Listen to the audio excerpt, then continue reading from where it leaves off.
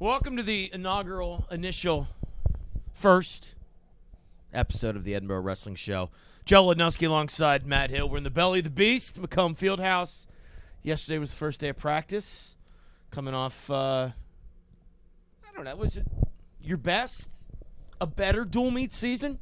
What would be the adjective you would use last year, Coach? We progressed really well through the season last year. We showed up at the end of the year, obviously, with the MAC championships. We were hoping to get a few more guys to NCAAs. We actually didn't bring any spots to the conference for individual weight classes, but we did pretty well at the end of the year at the MAC conference and took 2 guys to NCAAs. So a lot of a huge change from the previous season, I would say that. Of course, we're going to use this platform to inform, educate, maybe ask for a couple bucks along the way, so keep your wallet handy.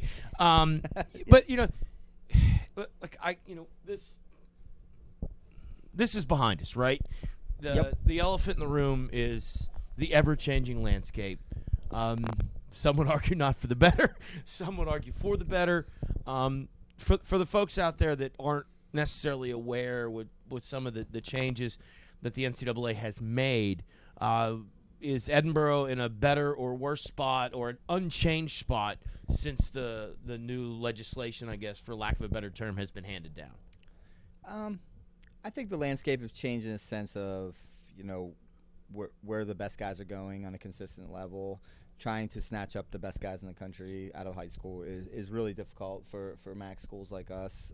But doesn't mean we can't be successful. Doesn't mean we can't still get guys on the podium in March. It just has to be you have to play the game differently now. You have to figure out what your niche is and how you develop guys and how you retain them, and how do you keep guys from being lost in a program like yours and where they feel like they might belong somewhere else. And that's kind of the challenges I think every sport and any athletic department has to deal with. So I think relatively speaking, is it hard to get 3rd place in the country again? Yeah, it's extremely hard.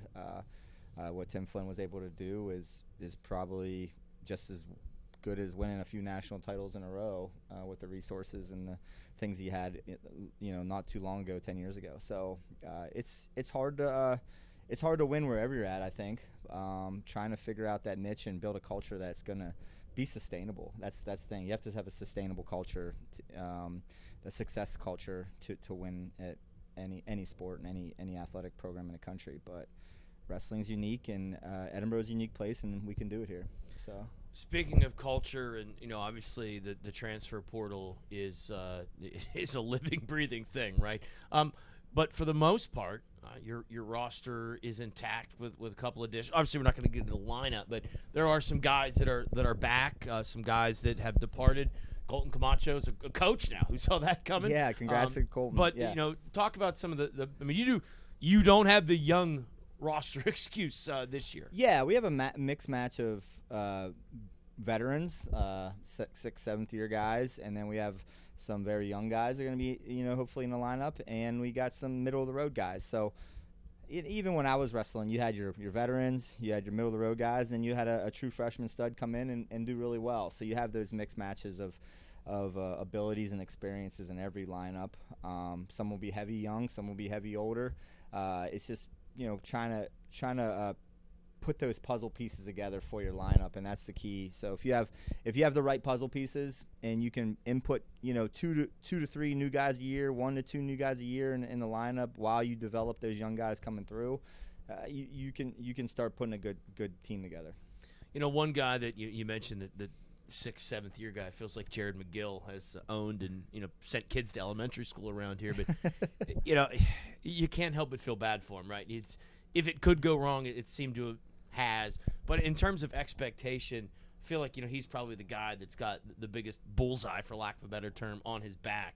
In terms of the largest expectations this year. Yeah, Jared, a lot of bad luck through his career with some injuries. He was hitting the ground running last year, did pretty well at a few of the events, and had pretty much a season-ending injury, and ended up kind of nursing it back, and he kind of was like, hey, let's try to wrestle. So he went in the MAC conference and ended up, making the NCAAs. So he has unfinished business. He has one more shot. He understands that. He knows the game, and he's making the most of it. I mean, he's here to finish his master's degree, and he's going to be looking to get on the podium at the end of the year, and we're going to be here to help him.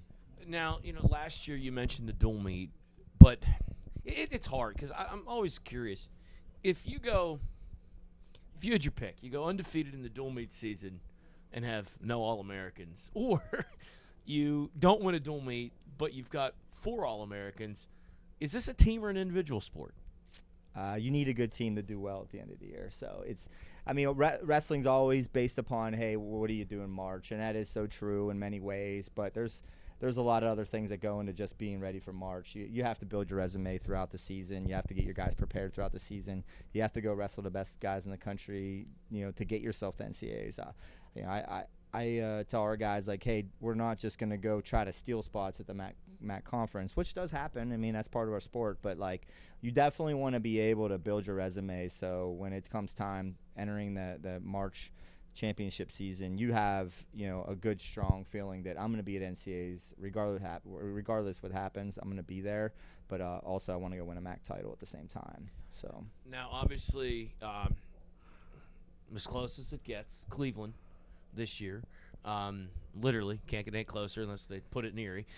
Yeah. What you mentioned, some of the guys that are back, but how do you build off of last year's MAC tournament success? Because it really, let's be honest, since your time in the MAC, it's felt like the Lock Haven Central Michigan Invitational, right? Like that they've been the 2 teams that have stood at. How do you make sure that Edinboro, again, this would be great, but how do you make sure that from you carry that momentum from last year to make sure that you're an upper third finishing MAC team every year?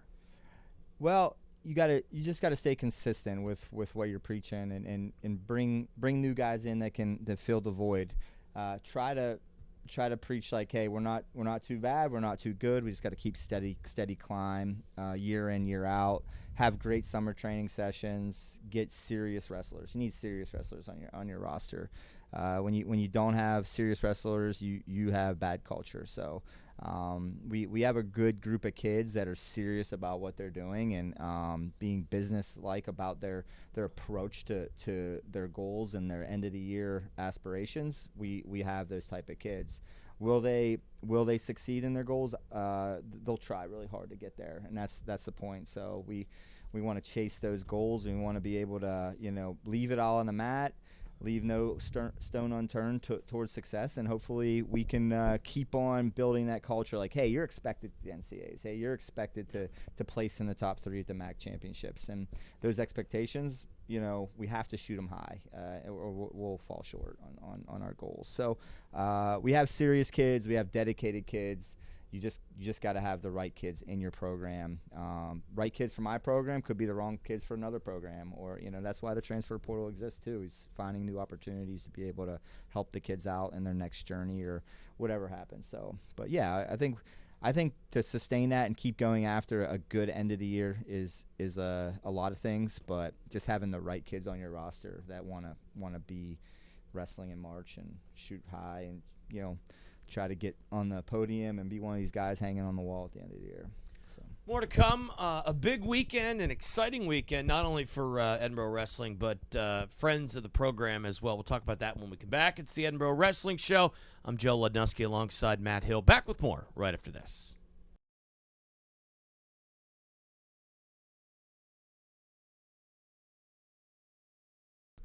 Welcome back to the Edinboro Wrestling Show. Joe Lednusky alongside Matt Hill. Fun weekend, and it kind of feel. What would be the best way to phrase? I don't know if it needed to be solidified, but the Hall of Fame, the reunion weekend, it kind of feels official. A couple of guys going into the Hall of Fame, big part of this trophy, but it's going to be the Hall of Fame weekend, and we've sort of talked about this for a couple years about the potential of having it all in one fell swoop. You've got the Hall of Fame on September 26th, the golf outing the morning of September 27th, and then the reunion to follow. Still spots available in the golf outing? Yeah, we still have spots available, sponsorships available, so all that things are. That's the wallet checkbook part we talked about earlier. Yeah, so there's still those opportunities to help out and be a part of the cool weekend. Yeah, you couldn't ask for a better group of nominations and people getting inducted. Obviously, the Murderers Row, the 3 guys behind us in that poster, and then the trophy right in front of them is historical for Edinboro Wrestling, and proud alumni. Seeing that happen when I was a coach elsewhere is super cool, and just love seeing those guys having the success, and hoping to be a part of that success as a head coach one day as well. But yeah, we're excited for the weekend. Got a good group of guys coming back to be honored. And then the other guy that we haven't really talked about is Coach Mike Deanna, the guy that kind of started the Division I wrestling here back in '84 with Bruce. So we're real excited to have him back as an honorary member of the Hall of Fame. So it's going to be really great weekend seeing all these guys, and just it means a lot to our program. It means a lot to the community and the wrestling Borough Wrestling Nation to see these guys all get inducted. So it should be a lot of good stories told, a lot of good memories, talked over throughout the weekend, and a lot of good times looking ahead. Now, I don't know if this is good or bad, but the Hall of Fame induction is at Culbertson Hills. The golf is at Culbertson Hills. Are you guys just going to have cots set up in the back of the clubhouse for the weekend? Yeah, maybe. We'll see how it goes. Yeah, it's Friday night. We have the Hall of Fame, and then the next day is going to be a long day for everybody. So we'll make the most of it, and we'll celebrate and honor those guys the next day as we do the golf outing and reunion in the afternoon. Now, you have a unique perspective from wrestling here, being alumni, and now coaching here, but you're sort of the bridge, right? You're the guy that's in charge of making sure that the alumni is a participant. Can you take a step back and remove the head coaching tag to Matt Hill and just be the former wrestler, the alumni? In a weekend like that, does not that the accolades and the individual achievements don't make it worth it, but in a weekend like that, do you anticipate that there's going to be a feel in your belly that all the blood, the sweat, the tears kind of is more worth it now? Like, it's almost like this is the chance for you to tell 19-year-old Matt Hill, yeah, it is worth it. It was all worth the effort. Yeah, the culture that we had back then, and the tradition that we were trying to follow, and they built those things before I was here with Bruce and Deanna building them into top 10 teams, and then with Flynn's group had a couple top 10 teams, and then it was just just like you were part of that group of guys that came to Edinboro, a small school in northwestern Pennsylvania, and you were able to do great things and kind of put Edinboro on a map, and be a part of that was definitely something that you cherish as an alumni, and you kind of know what you went through. You kind of know the work you did, and the effort, and the investment you did as an athlete, and that means a lot, and it will continue to mean a lot regardless. And as a coach, obviously that's what I want to continue to do. So it's important to have the right guys, and having the right guys that want to do the system that we've done in the past, and the blueprint that they set in front of us is important. And you got a guy like AJ on staff that knows exactly what that means, and it's really cool. Yes, 100% worth it, and wouldn't change anything. Now we've got a unique platform. Is there? Let's call people out. Like, is there anybody that you've tried to reach out to that you've not been able to touch base with? Yeah, some of my college roommates, like Eric Ring over in New Jersey. Yeah, so Eric, let's get over here. We have a lot of guys saying, yeah, I'll be there. So hopefully they'll be here, and we'll keep on pressuring them. But there's a good group coming. Do you have an idea of how many are going to be here? And what's the range? Obviously, like, who's the oldest guy coming? Youngest guy coming. This is pretty unique that it's kind of everything all in one fell swoop. We have guys from the 70s coming, and we'll have guys that just graduated a year or two ago. So there'll be a big range. Hopefully we'll have at least 60 to 70 alumni with family, over 100 people. So that'll be a good group of Borough Nation around, plus community members. So it'll be a good event. I'm hoping everybody gets there. Get back to the Borough. September 26th, 27th. If you can't make it, let me know. I'll figure out a way to put you in my house or sleep in my basement or something and know where to stay. But we hope we can get as many as we can back just to make it a fun event and get everybody back and let them know how special Edinboro is as a college and a wrestling program. You know, I think that is unique from the standpoint that there's a lot of guys that have, let's be honest, probably exceeded expectation and done things that, you know, people didn't see coming. And you know, you've had historically some big time recruits, but it feels like it feels like your story, our story is you know, if you really wanted to, here you can. Yeah, for sure. I was just a small town kid from you know, Pittsburgh area, double-A school. Guy named Gary Astorino came to my living room, talked about hunting with me, and he got me coming to Edinboro. And it's a cool story. I never thought I'd be the head coach at Edinboro at that time. Obviously, I was a 3 to 4 sport athlete in high school, so kind of really, you know, bought into what Flynn and them did and what Bruce did before him and Deanna before them, and I just kind of put my head down and worked, and it kind of worked out for me. But there were so many characters along the way and mentors that really helped the program grow, and people just, you know, love the story of Edinboro doing really well at NCAA championships, and it's something that I really want to get back to this program. More on the Edinboro Wrestling Show when we come back.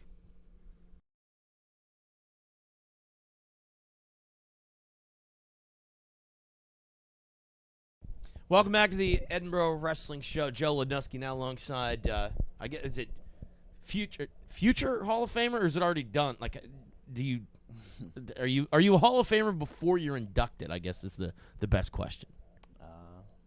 Guess the work is done. So the work. Yeah, I don't think. I wish you had some eligibility left, but I don't think you do. Coach Hill and I were talking about not only the significance. I mean, obviously, for you as an individual, it's cool, but the group of guys that you're going with, obviously the trophy right behind us. What does that mean to you? And I think I asked Matt this question, but maybe it'll be better asked to you. Does this all mean more now than it did then? Because I know that we always talk about if you could tell your 19-year-old self something, obviously it was worth it. But how cool is it that weekend going to be for you as an individual? But you know, some of the hard times that you guys would have had to have gone. Obviously, this is the hardest sport in the world. What's that going to feel like? You know, will that kind of be the exclamation point on the sentence? It is cool now, and it was still really cool then. And so, like, I don't think it's ever like it's never going to get old, right? And I talk a lot about the pride of where I came from, what we did, what we were a part of. And the way I like to describe it is, like, imagine, I tell anyone in this country, in our country, I said, imagine any Division II school around you, and imagine them beating up on all these other historied programs and getting third at the national tournament. So when I talk about, like, my time at Edinboro, I obviously, like, I'm not going to talk about myself. I talk about the team, and that is, like, truly what means a lot more to me, than my personal success. But that obviously led to that with my teammates, and now to be able to go in the Hall of Fame with them, like, that's really cool. It's special. We were, you know, freshmen that came in. We redshirted together. We stayed together. Each one of us could have gotten pulled out because we were all pretty solid, but it was cool to be stuck together for that period of time. And I remember saying too, and this is kind of like a cool, like, little coaching thing that I still continue to use this day, but when we were freshmen, like, we were good. And I remember saying, like, I can't wait till we're seniors. Like, we're going to be good, like, that good. Like, I remember saying, like, we're going to be good. But the thing is, let's not wait. Let's start building it now. Like, we're good now. We can be good now. And I think we used that and kind of built that into our team. And kind of that eventually led to getting the team trophy. So, yeah, that was really cool to be a part of that. It's always, you know, it's the one thing I talk about the most with our successes. And you know, as a freshman here too, I was talking with my roommate, my teammate Mitchell Port, freshman year in the dorms up in Towers, 5th floor. We had a couple goals, and I think the perception of us wrestlers sometimes isn't the best, and that was the one thing that we wanted to change. So we want to change the culture of that, which again, like, everything leads to, you know, us having a pretty successful senior year. we wanted a packed Macomb Fieldhouse, and we did that several times. And probably one of the biggest ones is when we had Iowa in town, and it was like an awesome duel, packed Macomb Fieldhouse.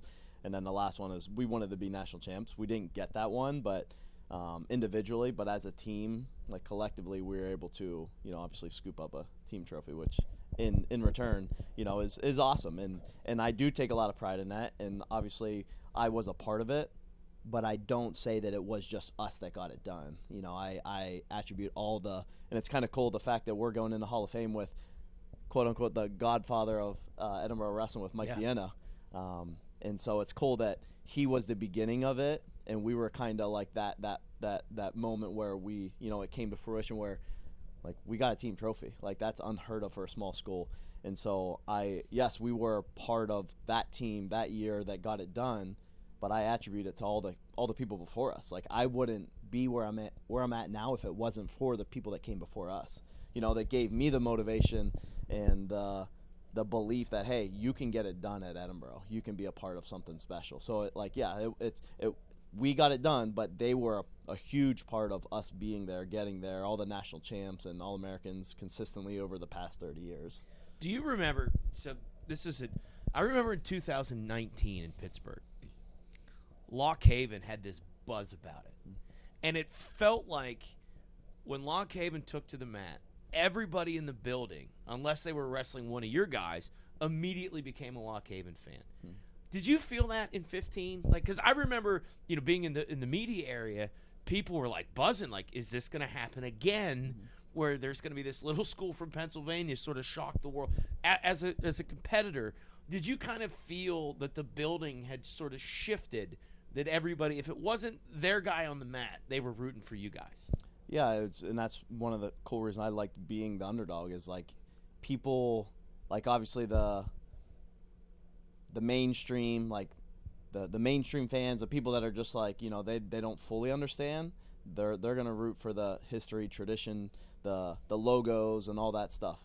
And that was, like, kind of cool, but also sometimes it was a little annoying, right? Because we were being doubted all the time, and that was frustrating. But it was cool that we used that frustration to motivate us and be like, hey, like, we are here, like come around, like mess around. You'll find out what we're about. And obviously, we don't complain about anything we don't have. We talk about what we do have and what we're doing with it. And I always tell, and being a part of that team then and coaching our guys here now is. To me, there's so many ways to skin a cat. You just have to have belief in the system, right? So there's so many different ways to coach up your guys and build your guys and turn them into national champs and All-Americans, all this stuff. There's so many ways to do it. You just have to believe in it. You have to have the right people, the right coaching staff, to build the culture, to get the guys to believe in it. And when, like I said, like there's ways and things that we did, and I'm like, how and why did we do that?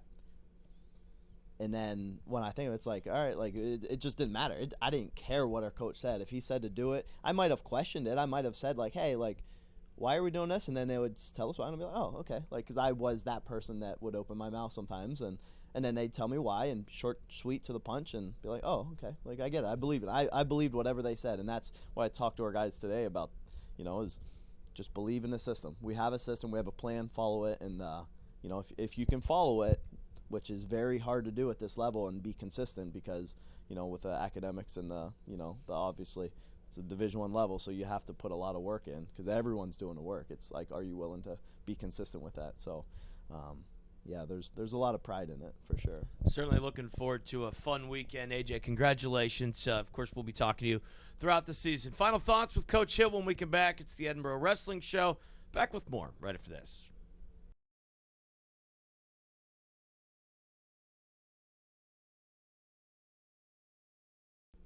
All right, final thoughts here on the Edinboro Wrestling Show. Coach Hill back in the seat here.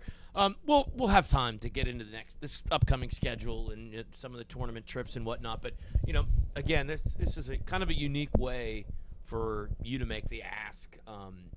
Building off of last year's success and the big alumni weekend reunion coming up.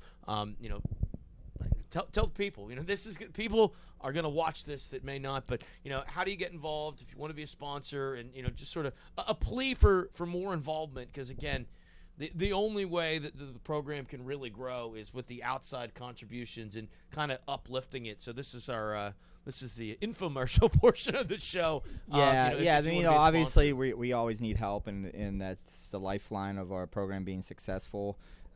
Like you said, we talked about the changing landscape of college athletics, and it's gotten more expensive, and with less resources, and it got more expensive. So you have to be creative, you have to be involved. We need everybody's help. Our golf outing is one way to help through the club, and then we also have many other ways through our scholarship foundations and our endowments, and we will have upcoming campaigns that go directly to our scholarships in the near future with our giving campaign coming up this year. And we need sponsors. We have a lot of opportunities for sponsorships for our golf outing. You can get a hold of me or Coach Shop for those opportunities. It's all over Facebook. If you want on our email newsletter, let us know. We can we'll get you added to it with your email, and it's just a good way to follow what Edinboro Wrestling's doing. This is another great way to follow us too. We're excited to have this show and be able to update you the good and bad and the progression of our team, and just let you know what we're all about. So Edinboro Wrestling's a special place, and we need your help. So if you want to be a part of it in any way, please get a hold of us, and we can definitely use your assistance. Yeah, I don't know if we're going to do this every week. We kind of haven't figured that out, but we will have another show before the Hall of Fame weekend and the alumni, which is September 26th, 27th. But I guess this is this is so long for now, but we will be back. Thanks, Joe, and we'll be excited to share our story and keep Edinboro Wrestling strong. Hopefully, you can join us September 26th and 27th for the Hall of Fame induction and the alumni weekend for Coach Hill. I'm Joe Ludnowski. We'll talk to you next time. Thanks, guys.